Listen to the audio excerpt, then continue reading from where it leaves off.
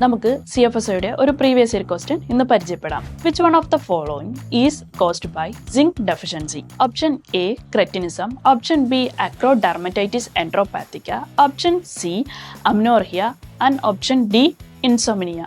ഇനി നമുക്കിത് ഓരോന്നും എന്താന്ന് നോക്കാം. അക്രോഡെർമറ്റൈറ്റിസ് എൻട്രോപാത്തിക്ക എന്ന് പറയുന്നത് ഒരു ജനറ്റിക് ഡിസോർഡർ ആണ്.